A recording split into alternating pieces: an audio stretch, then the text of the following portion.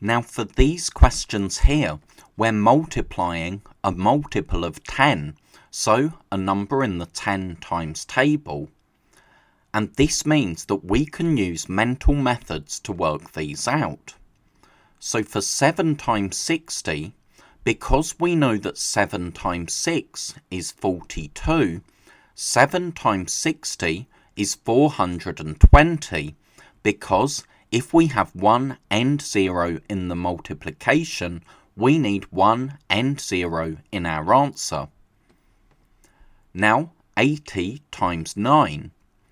So 8 times 9 is 72, which means that 80 times 9 is 720, because again, if there's one end zero in the question, there's one end zero in the answer.